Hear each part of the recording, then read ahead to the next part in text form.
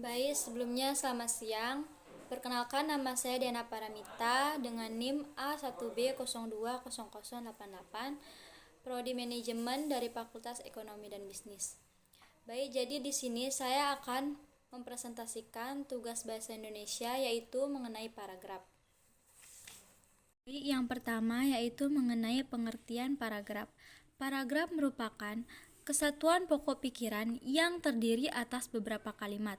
Sebuah paragraf terdiri atas satu pokok pikiran atau satu gagasan utama. Ciri-ciri paragraf yang baik yaitu yang pertama kesatuan paragraf, yang kedua yaitu kepaduan paragraf, yang ketiga yaitu kelengkapan dan ketuntasan, yang keempat yaitu keruntutan, dan yang kelima yaitu konsistensi. Yang pertama yaitu kesatuan paragraf. Sebuah paragraf dikatakan memiliki kesatuan jika paragraf itu hanya mengandung satu gagasan utama dan kalimat-kalimat dalam paragraf mengarah pada satu pokok atau tidak menyimpang dari pokok pembicaraan. Adapun contoh paragraf tanpa kesatuan yaitu pada saat ini manfaat internet sebagai sarana komunikasi di tengah-tengah masyarakat sangat besar. Internet dipandang sebagai sarana yang tidak dapat diabaikan dalam kehidupan sehari-hari. Penulisan karya ilmiah ini bertujuan untuk mengetahui peran, manfaat, dan dampak negatif internet bagi masyarakat. Selain itu, tujuan penulisan karya ilmiah ini adalah untuk mengetahui dan mendalami fasilitas dan perkembangan internet. Yang kedua yaitu kepaduan paragraf. Sebuah paragraf dikatakan memiliki kepaduan jika terdapat keserasian hubungan antar kalimat dalam paragraf. Yang pertama itu kata transisi atau ungkapan penghubung antar kalimat. Yang kedua yaitu referensi atau sesuatu yang dipakai dalam pemberian informasi untuk memperkuat pernyataan dengan tegas. Yang ketiga yaitu substitusi. Yang keempat yaitu elipsis. Elipsis merupakan majas yang menghilangkan sebagian kata-kata atau kalimatnya. Yang kelima yaitu sinonim, yaitu persamaan kata. Yang keenam yaitu antonim, yaitu lawan kata. Yang ketujuh yaitu hiponim. Hiponim merupakan sebuah kata atau frasa yang artinya tercangkup di dalam kata lain yaitu kata umumnya. Yang kedelapan yaitu kemeroniman. Kemeroniman merupakan konsep yang mengacu pada hubungan bagian keseluruhan.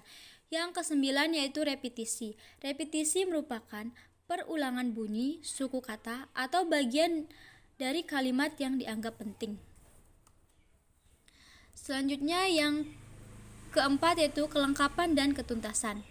Yang pertama, aspek kelengkapan ini dipenuhi jika semua informasi yang diperlukan untuk mendukung atau menjelaskan gagasan utama sudah tercangkup. Yang kedua yaitu ketuntasan dapat dimaknai kedalaman pembahasan, yakni sebagai konkret penggambaran suatu objek akan semakin jelas informasi yang disampaikan.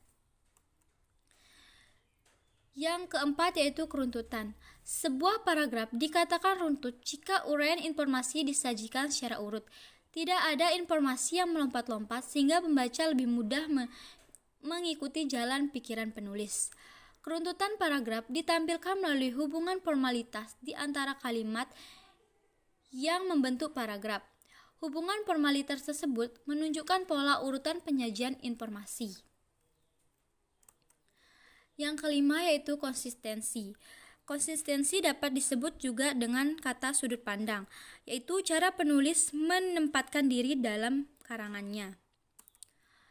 Selanjutnya adapun jenis-jenis dari paragraf. Yang pertama yaitu paragraf dedukatif. Paragraf dedukatif merupakan paragraf yang menempatkan ide dan gagasan pada awal kalimat atau paragraf. Yang kedua yaitu paragraf indukatif.